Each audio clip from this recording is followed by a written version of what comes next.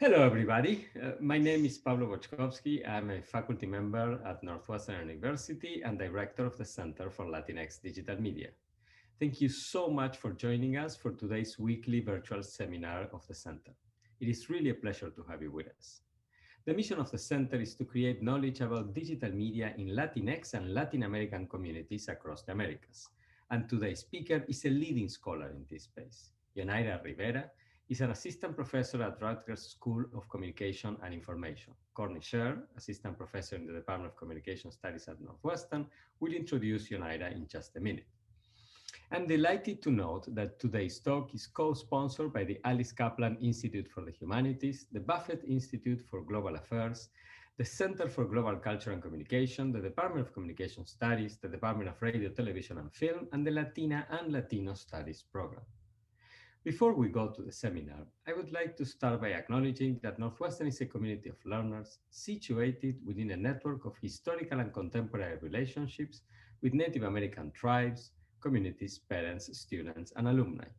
It is also in close proximity to an urban Native American community in Chicago and near several tribes in the Midwest. The Northwestern campus sits on the traditional homelands of the people of the Council of the Three Fires, the Ojibwe, Potawatomi, and Ottawa, as well as the Menominee, Miami, and Ho-Chunk nations. It was also a site of trade, travel, gathering, and healing for more than a dozen other native tribes, and is still home to over 100,000 tribal members in the state of Illinois. It is within Northwestern's responsibility as an academic institution to disseminate knowledge about Native peoples and the institution's history with them. Consistent with the university's commitment to diversity and inclusion, Northwestern works towards building relationships with Native American communities through academic pursuits, partnerships, historical recognitions, community service, and enrollment efforts. Let me say briefly about how the seminar will unfold. First, Courtney will tell us more about Yonaira's research and career in just 1 minute. Then Yonaira will deliver her seminar. After that, we will open for questions. Please enter your questions in the Q&A function of the webinar. Courtney will moderate. At the end, we will deliver some closing remarks. Once again, many thanks for joining us. And without further ado, Courtney, the screen is all yours. Thank you so much, Pablo. I am just so thrilled to be here today, and I look forward to a fantastic talk and discussion. It's my great pleasure to introduce Professor Rivera, and I will take a moment to highlight the scholarship she will share with us today and just a few others of her tremendous achievements. Her scholarship focuses on the use of social media as a communication tool to reduce health inequities and improve the well-being of Latinx and underserved communities. During her time at Johns Hopkins, Dr. Rivera was awarded the highly prestigious National Institutes of Health Ruth L. Kirkstein Predoctoral Award to explore cancer prevention and screening message engagement on Facebook among US Latinos, a project that she has continued to win funding for from the National Cancer Institute since beginning her position at Rutgers. In addition to her academic work in cancer, which you will hear more about today, Dr. Rivera co-founded Puerto Rico Stands, an interdisciplinary and grassroots organization that works with local community leaders and leverages social media to build community capacity. And just last month, Dr. Rivera presented oral and written testimony at the hearing, Shot of Truth, Communicating Trusted Vaccine Information, in front of Congress. Well, I guess that was via Zoom. And if all of that isn't enough, somehow Dr. Rivera has found time to join outdoor salsa groups now that the weather in New York has improved. I could continue about her excellent work and accomplishments, but I know you all want to hear from her. So without further ado, I would like to hand the screen over to Dr. Rivera. Thank you so much, Courtney. That was so sweet. It's great to be here. Thank you so much for the invitation. I'm going to share my slides and get the ball rolling. There we go. So like Dr. Sher just mentioned, I'm going to be talking today about some of the work that I have been doing with the Latino community here in the US. Sorry, let me go back. Here we go. And talk about this work that is really at the core of understanding the impact of engagement with cancer, information and misinformation among Latino and Latina Facebook users. I'm going to refer to the Latinx community as Latinos throughout the remainder of my talk. And this work is really stemming from a lot of the work that I've done related to cancer health disparities for years prior. Before I started this research, I was a community health educator for Moffitt Cancer Center and one of the medical schools in Puerto Rico through the National Cancer Institute. And that's where really my passion for exploring issues related to cancer health disparities among Latinos emerged. This is really important because, as we all know here, Latinos are the largest minority population in the United States. We continue to grow. And within Latino audiences, actually, cancer is a leading cause of death, which is different from other groups in the US. The leading cause of death among other groups is heart disease, actually. So it's important that we are really understanding how to reach these audiences with accurate evidence-based information to help them make better choices about cancer prevention and screenings, particularly because breast, colorectal, and prostate cancers, which all have screenings and preventive behaviors tied to them, have the highest incidence rates among Latinos. And even though they're not as high as other groups like non-Hispanic whites, Latinos tend to be diagnosed at a later stage, right? So again, it's just stressing, I wanted to give you a little bit of the public health context, stressing why it's so important that we focus on these issues. In addition to, from the National Cancer Institute's perspective, I would say that for the last almost decade, they have really been interested in understanding how to best reach Latinos and other minority audiences through social media as a way to leverage educational efforts related to cancer health disparities and reducing these. So with this in mind, I have been really interested in understanding not just how we disseminate evidence-based cancer information to these audiences, but really understanding what it is that they engage with when they are on these platforms. Luckily, Latinos are avid social media users. And we are actually a lot on Facebook as well as WhatsApp, but I'll talk about WhatsApp a little bit more at the end of our talk. And with this in mind, like I said, the National Cancer Institute has really wanted research to look at how to better understand engagement with and subsequent actions related to disseminating evidence-based cancer messaging on these platforms. Of course, engagement is a really important concept for us. When we think about social media, engagement is really a precursor to a lot of things that are important public health outcomes, right? We want to be able to increase awareness about these issues, increase knowledge, and ultimately change behavior.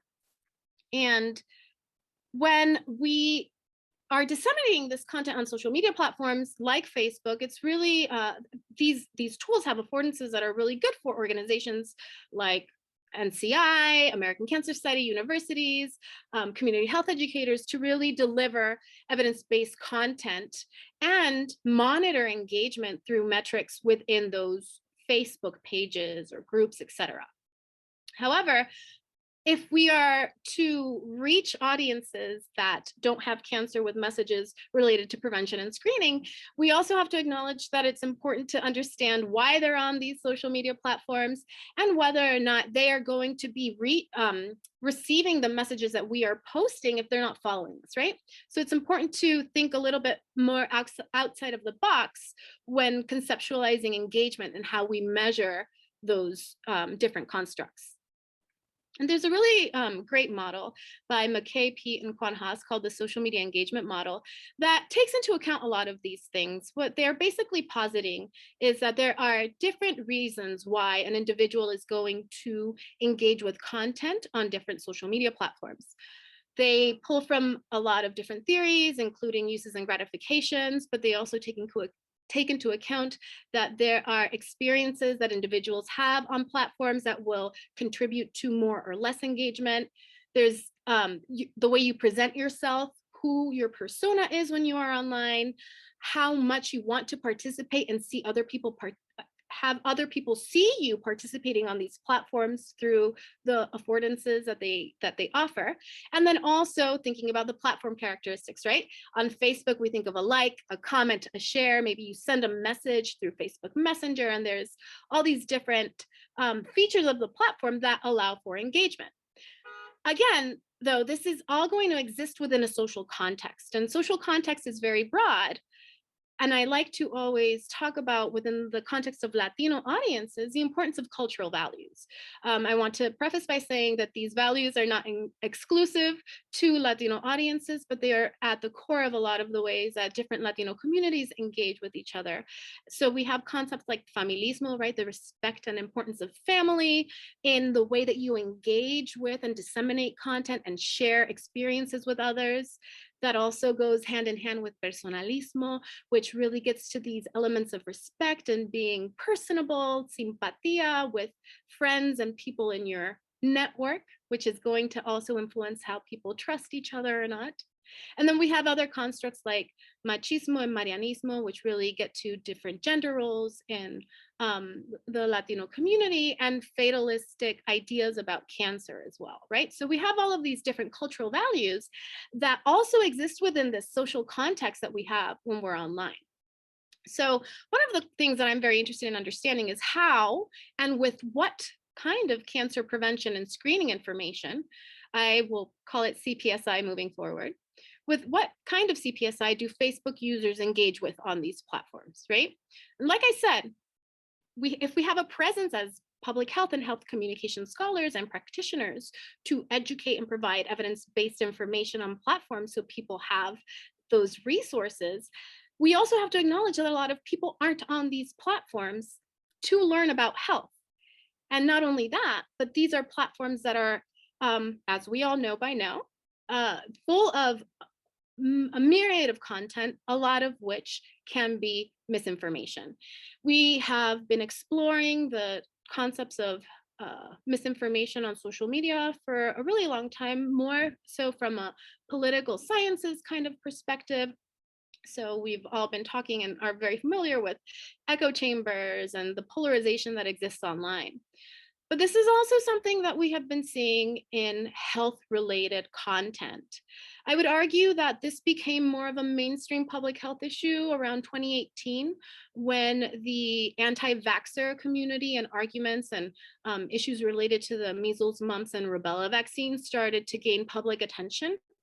But National Cancer Institute had also started to identify, we need to be understanding all of the processes and how to better address health-related misinformation on social media platforms before it becomes a problem, which the pandemic happened, right? So that's a fast forward. And we have just seen with this infodemic that the World Health Organization coined that term, right? Like the overabundance of information related to COVID in this case, where people are trying to sift through information because we are in an environment of uncertainty. There isn't, right? There's a need for information that can be filled by misinformation and disinformation from different actors. So this is just kind of showing how this is not just an issue related to cancer. It's related to a bunch of other things, but going back to prior to COVID, we had already started to see some research emerging showing that the majority of health-related articles disseminated on social media in 2018 had neutral to very low scientific credibility, right? So we were already seeing that there's a lot of health misinformation that's starting to permeate into these platforms. However, this is not taking into account content in Spanish, which is really important for Latino audiences. It also isn't taking into account content that's delivered in other ways through platforms. For example, memes, videos, images, chain messages that are user generated, right? So again, it's really important to think about all of these things and understand how people are navigating these environments when they're online. Thankfully, we have some models that help us do so. Metzger developed a dual processing model to understand how people consume and assess the credibility of information online.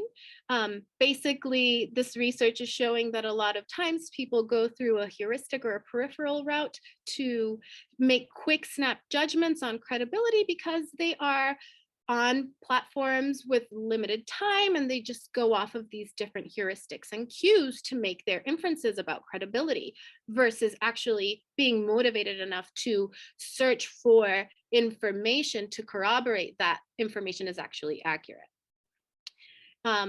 With that in mind, right, this is something that we can also see on social media. There are other models like Sundar's main model that take into account that different social media platforms are going to have affordances that contribute to more types of heuristic determinations of credibility assessments.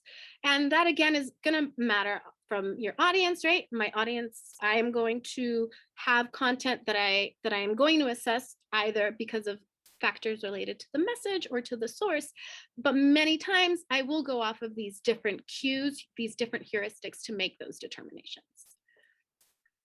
So that begs the question, how do minority audiences assess the credibility of cancer misinformation in particular when they engage with it on Facebook? And again, thinking about the role of culture, right? Does culture have any kind of influence or play a role in how people make these assessments? And lastly, action, right? So when we think about the importance of understanding how people engage with content, we can't just leave it at that, or at least, right, my public health hat wants to understand, okay, and then what happens? What do people do with this information? And Johnson's comprehensive model of information seeking, which also does a lot of work in cancer information, posits that there are certain antecedents and factors about the different platforms that a person might use that can contribute to information seeking, right? But the question is, how do people, right? How does engagement with cancer information or misinformation that you may not be intentionally seeking influence subsequent actions on these platforms, both online and offline? So I know that was a lot, but that's those three big concepts, right? Engagement, credibility assessments, and action are at the core of my work, which is really trying to explore the reasons and ways that Latinos engage with CPSI. This formative part of my work focused on Latinos ages 40 to 75 that don't have cancer. And again, I was interested in understanding people who we want to reach with prevention and screening messages. What are they actually engaging with?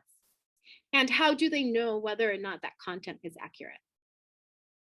So my three kind of big research questions are: how and why do Latino adults engage with CPSI?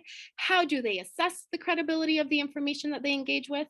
And in what ways does that engagement lead to action, if any? So I want to spend a few minutes talking a little bit about my methodological approach. I decided to embark in qualitatively driven mixed methods to assess engagement. This is because I firmly believe that mixed methods can help address current constraints that we have in assessing engagement with not only cancer, but just health misinformation in general. It is important, we know that these are issues that exist. We are able to quantify them. We are able to see when there are posts that go viral and see what type of content we need to be concerned about.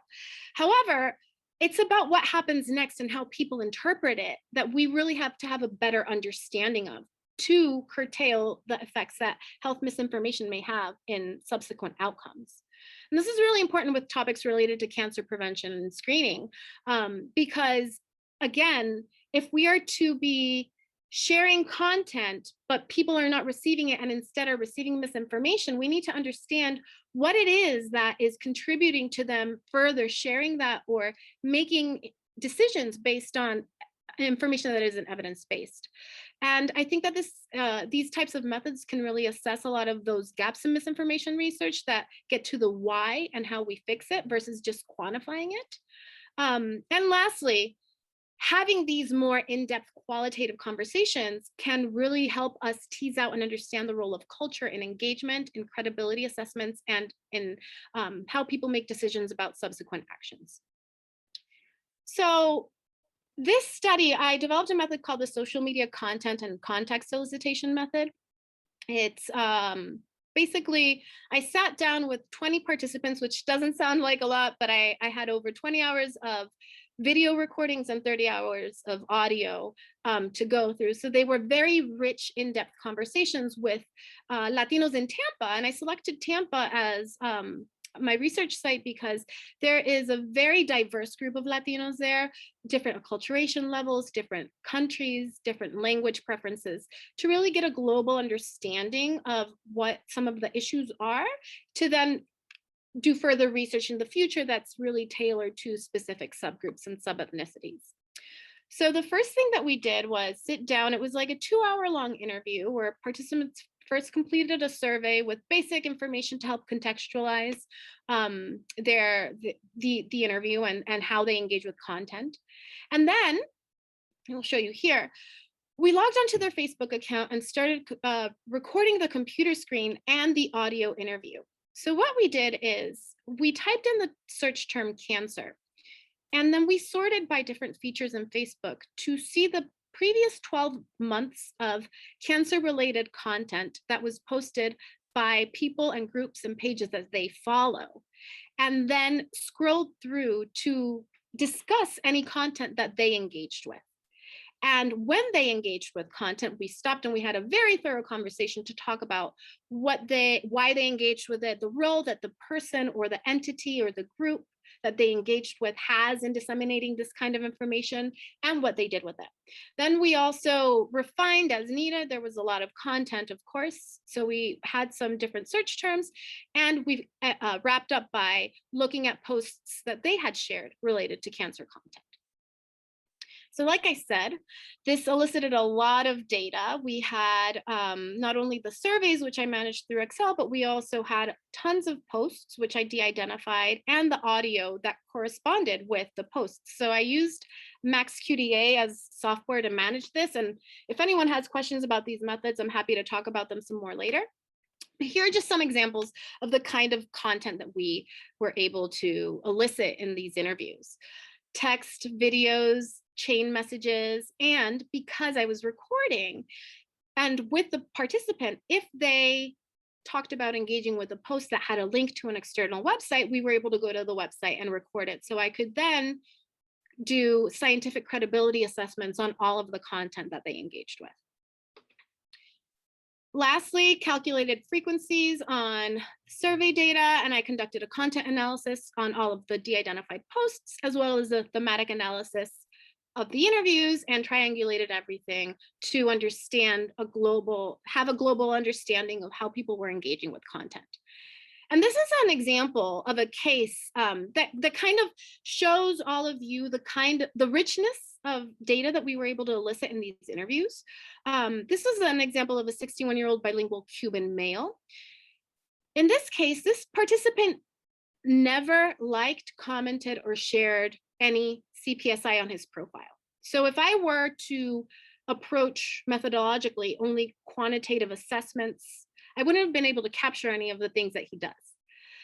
But he told me it's not that I don't engage with it, it's that I don't want other people to know that I'm on Facebook during work hours. So what I do is I send these things to myself via Facebook Messenger and to my wife. So one of the things that he tends to do is share information regarding diet and food with preventive or curative properties to his wife through his Facebook Messenger. And then when they're at home, they talk about it, and he decides whether they're going to incorporate any of these natural remedies into their daily lifestyle. And this is an example of one of those posts that he showed me. So going into the results, just so you have a sense of my demographics, my study population, they were predominantly female. It's notoriously difficult to recruit Hispanic males into research. They were employed, 85% were insured. But the biggest thing that I want to share is that there was a really big diversity in terms of representation from different areas of Latin American descent, different household incomes and education levels, and acculturation levels, right? So I had a lot of bilingual, English, and Spanish preferring. So I had a pretty balanced group to speak to about these issues. And these are also individuals that were online a lot. The most common reasons that they were on Facebook were not for information, like health information seeking, but for social interactions, for just sharing general information and seeing what others were doing, which again, is just important to contextualize as we think about, well, when we're using these platforms as a way to educate about different health topics, what are we competing against? And what are people actually on there for? So I want to start with engagement. I have a lot of data, so obviously I'm just going to skim through some of the main findings here, and happy to chat some more about any questions you might have. But the most important thing I think related to engagement is that it happens beyond likes, comments, and shares. 73% of the posts that we discussed a total of 66 posts, were actually people reading or watching content or clicking on a link to read something outside, but they didn't leave any traces that we would want to use to quantify engagement normally. Interestingly, the majority of engagement was related to food and diet. It wasn't necessarily related to cancer prevention, but they deemed it as prevention because it had to do with healthy lifestyles. A lot of content was in Spanish. It had a visual, a video or an image more than just text, tended to be shared by friends, and 60% was from unofficial sources. When I say unofficial sources, those were coded for anything that wasn't an official government organization, a research institution, or something of the sort. Now, when we think of the reasons that people engaged with the content because of the message, right? There were two main things that we looked at: the content of the post, but then also features of the post. In regards to content, I think the biggest takeaway was, like I said on the previous slide, people weren't necessarily engaging with content because it was about cancer prevention.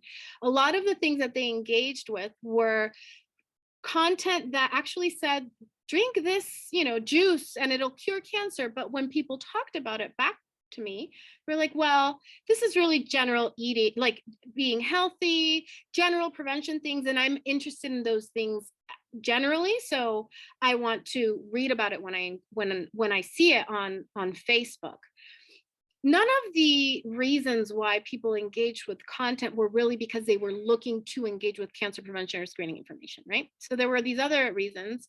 For example, a salient chronic condition that does not have to do with cancer, but it had to do with, right? There was a participant that talked about turmeric and how she has arthritis. So anytime she sees anything about turmeric, she's going to read it and then tangentially learn that it was about cancer prevention. I also had issues, people talk about engaging with cancer prevention information and remedies, natural remedies, because of social political issues. I had a participant from Venezuela that said, anything that I see that might be helpful to anyone of my family in Venezuela right now, where they have no access to medicine, I'm going to share regardless of whether or not it's accurate. I'm not going to check. I just want to put it out there just in case, right? So examples of that kind of content. And then, of course, personal experiences in the past with cancer in the family. Some people had roles as advocates in the past or educators, and they engaged with cancer prevention and screening in particular content because of that, or they were just curious. But regardless, the features of the post were very important. That visual appeal was really important, as was language. So I'm going to give you guys some brief examples of some of these. Here's an example of this concept of general interest in prevention or healthy eating. So we saw that a lot of people said, yeah, it's true, all of these foods that I see in this post are good for your health. If you're healthy, it contributes to getting well faster. So even though that they kind of acknowledge, yeah, this isn't going to cure the cancer, but it's not going to hurt me in any way if I incorporate a healthier lifestyle or fruits and vegetables into my diet. But there were also reasons related to cultural affinity. One participant, she was of Colombian descent, and she spoke a lot in her interview about the influence of indigenous peoples and her ancestors in medicine and in the way that she approaches life. So she constantly kept referring to, they really know about so much about what happened. So if there was any content, she would engage with it. Similarly, I had a bilingual Cuban male who was very religious, and he said everything already exists and must exist in what God created naturally, not what man is inventing. So again, that really pushed him to engage with content and engage with information related to natural remedies and such. Regarding personal experiences related to cancer, there were a lot of people who shared stories where their family members had had cancer in the past. This post in particular is saying that warm water with lemon can help cure cancer and help stop tumor growth. And she automatically started telling me the story of her sister who had stage 4 cancer. We started with the shark diet, the mushroom from I don't know where, some powders. So they say I say there must be something natural that can somehow help, but I don't know how much it can actually heal. So again, she was pulling from these previous experiences in explaining why she would engage with a lot of this content and how that created maybe a little bit of hesitation in deciding what to do with it. Regarding visual appeals and language, a lot of content was in Spanish. And again, a lot of it had very videos, images. This is a popular fruit in Latin America, guanábana, that is attributed cancer medicinal properties, anti-tumoral properties.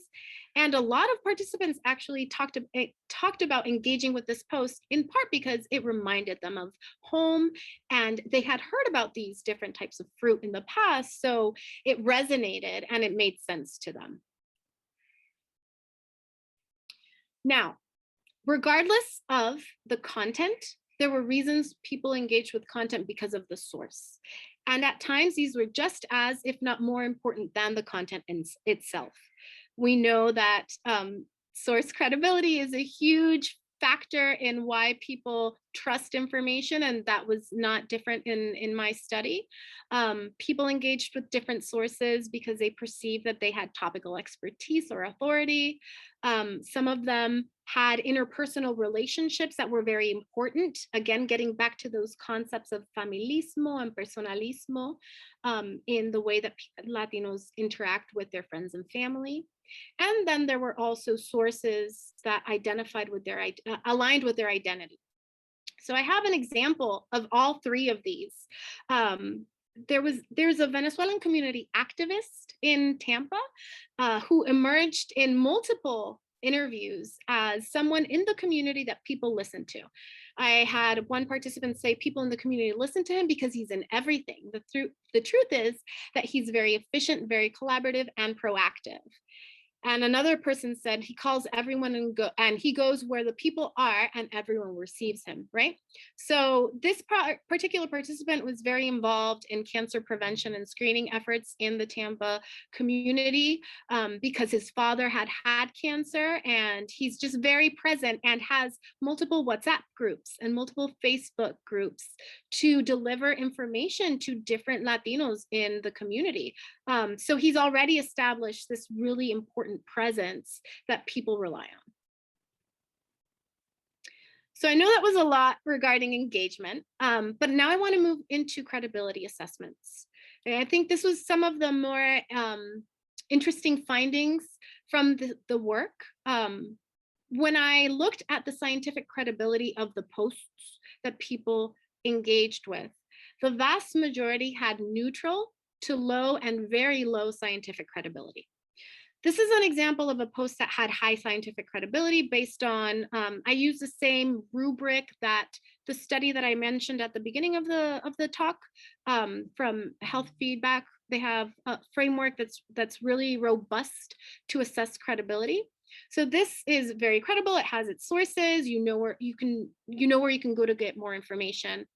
Then there were things that were neutral, right? Where it wasn't really saying much. It was just saying, eat these foods, they're healthy and they help prevent cancer. And then you had content like the guanábana posts, where there is some literature that starts pointing to maybe some antimicrobial and medicinal properties, but they're taken out of context in the kind of posts that people engaged with. And then, of course, there's the stuff that's saying, drink beet juice and in 42 hours, your cancer will die. No empirical evidence whatsoever. Despite a lot of posts having low to very low scientific credibility, many participants either thought them to be credible or were unsure of their credibility. I had people say that they didn't know if it was real, but since they agreed with it and it made sense, they reposted it. And a lot of heuristics, again, thinking, oh, it's credible. It came up here. It came up in several places. So there's feedback with people, right?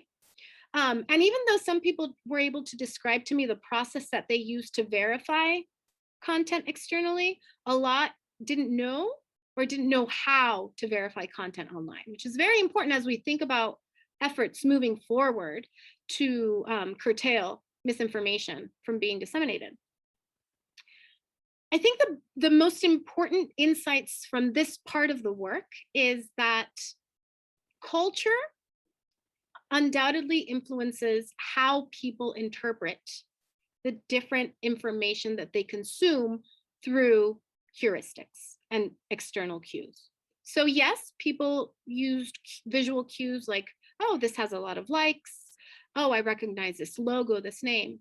But most of the time, they were telling me stories about their previous knowledge, identity, all informed by their culture and cultural affinity, to make sense of why they believed the content was credible through those heuristics that they used.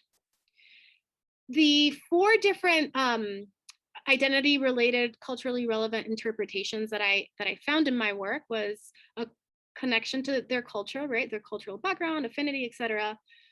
Pulling from previous knowledges and experiences, a lot of shared narratives. This is an example here. This particular participant was saying that she would hear about different things from her grandma. And now we have science to back it up. So it's just, you hear it over and over again, and they knew, but now you know with science. And again, also religion and spirituality, like the example that I had shared earlier about God creating everything and there being remedies already here that we need to explore. Now, lastly, I want to talk about actions. So when the content was important enough, right? When it was salient enough, or it was something that resonated with someone enough, engagement influenced different actions. But a lot of these were not necessarily evidence-based. So the vast majority of people, the actions that came about after engaging with content happened online, right? There was the start of a search process, or they shared the content with others. And I'll give an example of that. But then there were also cases of offline, right? Offline actions, mainly discussing with others. But at times, some people were able to talk about behavior change or reinforcement due to the content they engaged with. Examples related to sharing with others. The first one is a lot of people were telling me that they shared content beyond Facebook's normal affordances, right? They would link to Facebook Messenger, send it through WhatsApp, which is something that I'm exploring in my research now, how all of these different platforms interconnect, especially now that Facebook has made it so easy for you to share messages between their 3 apps, Facebook, Instagram, and WhatsApp. And then there were other people who said, well, I shared this content. This was a misinformation about colonoscopies causing death. And she said, I shared it because I need to, play devil's advocate, right? And it helped save my son's life, but that's on to every person to kind of discern and search information on their own. So I am just a vehicle to share information. And then there's the most extreme example that I would like to share with you guys regarding offline actions, behavior change in this case. This was a case of a Puerto Rican female. She was 60 years old, and she saw a video from whom she deemed was a physician. He's not a physician, in Puerto Rico, saying that mammograms cause cancer. And it caused enough of a hesitation in her that she had scheduled her mammogram, and she called and she canceled it. And she had received mammograms all her life, but she said that, he's from Ponce, he's from Puerto Rico, I trust him, he's a doctor, I'm not going to get my mammogram anymore, right? So there's, and again, an extreme example, but really highlighting how misinformation that you are consuming online can really have negative repercussions and decision-making offline. So I want to spend the last few minutes just wrapping up these points and hopefully entering into a slightly bigger discussion with you all about what's happening with misinformation and what we can do about it. So overarching findings, again, engagement is happening beyond the quantitative ways that we tend to measure it in the literature. And it's happening with content of low and very low scientific credibility. Engagement with and credibility assessments of cancer prevention and screening information and misinformation seem to be influenced by culture, right? I showed that in one of the slides. And I want to reemphasize that sources, right, that those source factors appear to enhance engagement with and at times be more important than the content itself, right? And they also enhance the credibility of culturally relevant content.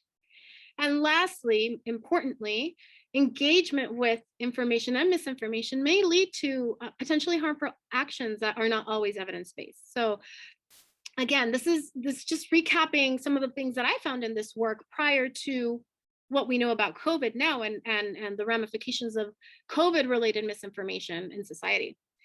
In regards to contributions to this work in particular, this methodological approach is really robust, and it really lets us contextualize data, and it allowed me to really explore the power of narratives, sources, and culture in how Latinos engage with information about health topics online. This is something that I will continue to explore with these methodologies. They're very labor intensive and time intensive, but they really elicit a very important picture that's missing. Theoretically, this also allowed us to understand the role of culture in engagement, and we need to start incorporating this more explicitly in theories and testing these models to understand how it is that this is really working. And of course, I come from a public health background, so applied work is very important. And it's important that we start exploring interventions that look at health literacy and narratives on counteracting health misinformation. And this has to happen through collaborations. This is just an example of these interdisciplinary implications that we can also see. I'm at this intersection between public health and health communication, and it's a very prime time to be here. So we know that narratives and culture are really important. So we need to be a little bit more creative about how we use those vehicles of disseminating and storytelling through the use of interpersonal relationships that we know are also important in the Latino community, whether it be promotores, community leaders, or other individuals that are those gatekeepers that people already trust. Give them the information to help disseminate in different interventions. I also think that it's really important from a digital and health literacy perspective that we think a little bit more creatively about the campaigns and how we teach people to assess whether or not the information they're engaging with is accurate. One of the things that I saw in my work is that a lot of people don't know or don't have time. They're not going to check. So we need to think about how do we maybe tap into emotions and having people stop before they share information. How do we look at heuristics in a way that we can leverage so that we are not only helping people reduce the amount of misinformation they're spreading, but also have them engage more with evidence-based information on these platforms, right? To counterbalance that. In terms of research and collaborations, interdisciplinary work is key. That all of us here, we come from a lot of different disciplines, a lot of different perspectives, and those are going to be instrumental as we identify ways to address misinformation online. And these have to be transnational and multilingual, right? As one of my participants said, it's in Spanish. I don't know if it's from Mexico or from where it is, but it's in Spanish, right? So I tend to it and I pay attention to it. And of course, to put all of this on the agent is, I think would be a mistake on our part. It's important that we also think about the structures that enable this kind of information and misinformation from being disseminated. We need better regulation and accountability beyond fake news. We have seen this and steps being taken since COVID and everything that's been happening, but we need a seat at the table as researchers to really help contribute to conversations to identify what kind of health misinformation needs to be pulled and why and when, et cetera. And I guess in closing, I want to transition that. So this all happened before COVID. And it's really just highlighted the situation we're in right now has really just highlighted the importance of this kind of work. So there have been two reports that I've been a part of that I wanted to share with you guys that I think kind of add to this risk communication work that needs to be done. One is longitudinally thinking about how we research health misinformation and just health, like COVID-related information during a pandemic. And especially given that this is very protracted, right? This is going to last a long time. How do we deal with fatigue? How do we deal with information that is at that intersection of political and health misinformation, and all of the things that we value in this country, freedom of speech and other things that are very important, that are very delicate to balance. That agenda actually contributed to a report that I spoke about at my congressional hearing, really talking about national priorities to combat misinformation and disinformation for current and future public health threats. And at the core, one of the things that we call for is a nonpartisan, multi-sectoral, multi-agency coalition that helps establish recommendations and guidelines for this kind of work and research moving forward. And next steps for me, like Courtney said, I am continuing this work. So now I'm expanding, understanding what's happening from a cancer misinformation perspective, not only with people that don't have cancer, but the entire spectrum, right? Someone that doesn't have cancer that drinks lemon water is at less of a risk of adverse effects or unintended consequences of that in comparison to a cancer, survivor. Someone that just got diagnosed and is in a moment of uncertainty, despair, fear, and might be triggered by this kind of information they encounter. But then also how this is happening through platforms. So I also want to look at how this is happening through WhatsApp and Facebook Messenger. And I have some other misinformation collaborations related to COVID with researchers in Canada and in Puerto Rico, and I'm happy to talk about those if any of you are interested. But I will stop talking so we can have a conversation. Thank you so much. I hope you enjoyed the talk, and I look forward to our conversation. Thank you so much, Dr. Rivera. That was a wonderful presentation. You're doing tremendously exciting work, and we already have a number of questions in the Q&A, so I'm going to just go ahead and read those for you to respond to. So Daniel asked and commented, fascinating research. This is similar to my own research focusing on hereditary cancers and improving screening prevention efforts related to genetic testing.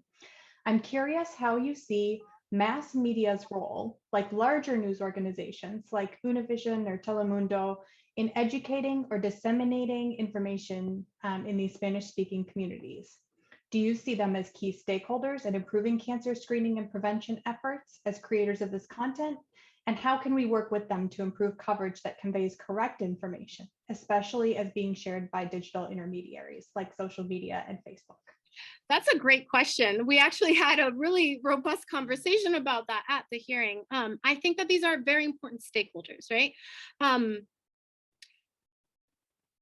I'm going to not talk about cancer and just talk about misinformation generally, and actually give the example of vaccine hesitancy, because it's something that's so prevalent right now with the COVID vaccine and uptake in different communities.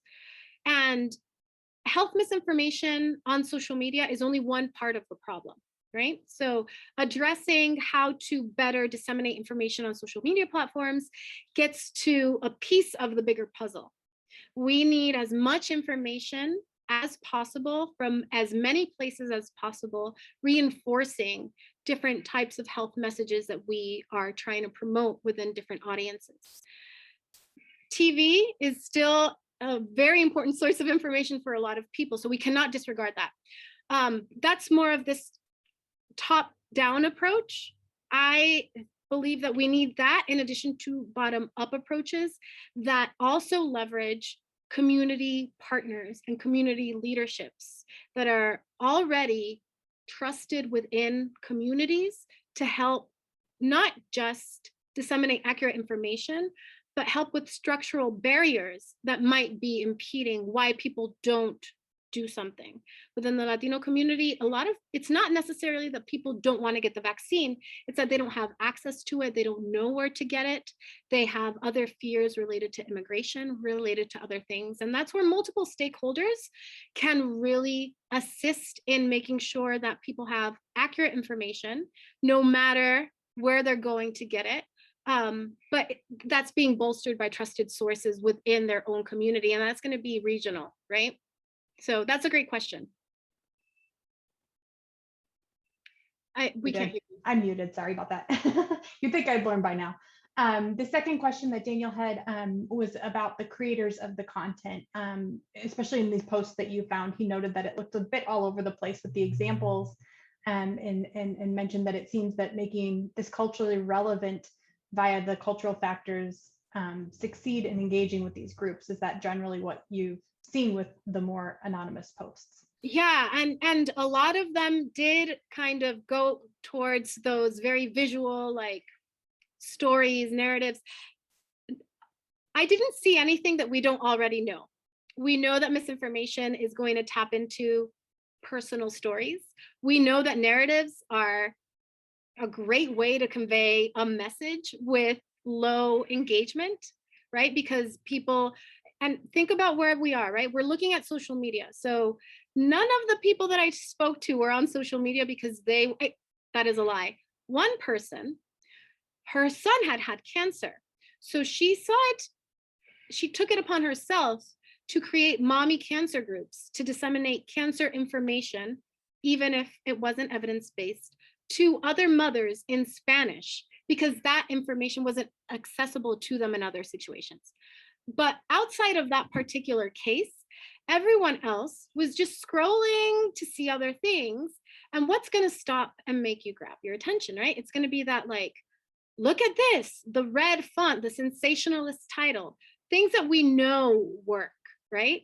So definitely, I saw that a lot of those unreliable sources were from Facebook groups that then you couldn't really tell who is this, right? Even encoding it was sometimes difficult because there's your source, like who shared it, but then there's where is it coming from? And sometimes that's very fuzzy. But most of the content was from these kind of blog type websites that don't really have any empirical evidence linked to it. And that's what we're fighting against. That's what we're competing against, because of course, when we think about delivering evidence-based content and education, we try to get people to go through that central pathway, right? And we want to give them all of the information so they have it, but that isn't necessarily showing effective anyway. In regards to what I've been seeing, what other people have been seeing, because it's just too much. So we need to think about, okay, how do we get people to grab their attention and then pivot? I think that Johns Hopkins Instagram page, if any of you don't follow it, check it out. I think that they have been doing a really great job of using emotional appeals in between content, like statistics and answers to different questions people have, so that there's that balance, right? Where, oh, I'm already following them, so when I do see content that's important, I'm going to pay attention to it because they already made me laugh a few times. That's fantastic. Engaging both the cognitive and affective is so important with these messages, for sure. Val says, thank you for such a wonderful seminar. I'm wondering what your thoughts are on the impact of distinct social platform architectures on user engagement, given different demographics of users who interact in these spaces. That's huge, right? That's like its own area of work. I think one of the things that I guess I want to share is knowing your audience is really important. That is why I'm focusing on adults on Facebook, knowing that the way that they use Facebook in particular is going to be very different than a younger audience of 20 to 35-year-olds who are maybe not even on Facebook, they're on Instagram, right? So one is understanding who your audience is and where they are, and then really having an understanding of the affordances not just that the platform gives you, but how people use them. In the case of my audience, I saw that a lot of people were like, I'm not going to like, share, comment. I've found ways to circumvent other people that I don't want seeing me doing stuff and sharing with just a select group of people, right? So people know how to use the button to just send it through Facebook Messenger. Flip side, I had people who had problems logging onto their Facebook account because they didn't remember how their password works because they only use it on their phone, right? So again, there, understanding how they use these different tools and affordances and buttons to communicate with other people is key. When we go into a platform like WhatsApp, one of the issues with WhatsApp is that it is very private. Well, not issues, right? That's one of the things that people like, that it's encrypted end to end, that it's private. It's a smaller group of people. That is also a group of people that you're probably going to trust a lot more.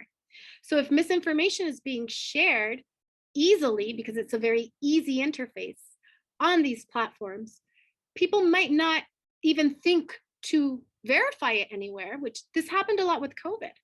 There was a lot of misinformation being shared in Latin America through WhatsApp. One, because it's an easy interface. Two, it's coming from people that are important to you that you already trust. And I had the third one, and three, you have to also think about in this transnational context, which is why I highlight that transnational research is so important. There are places in Latin America where WhatsApp is part of your data plan.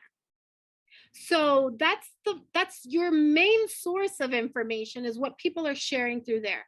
There are other places in the world where Facebook is part of their data plan.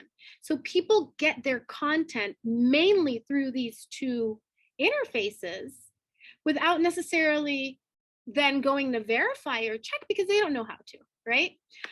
So yes, I think it's very important to understand these things, and that is definitely going to play a huge role in not only how we deliver health literacy efforts, but also how we reach these audiences, right? Both sides.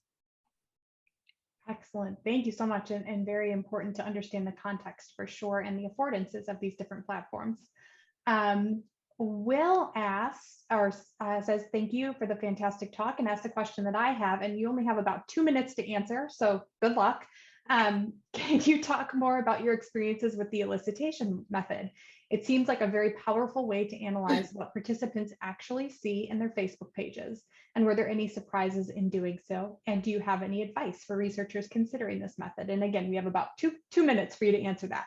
There are so many things that I can say about this. I will say one thing, this is in the midst of hopefully getting published. So once it does, I will share with the center. So whoever's interested.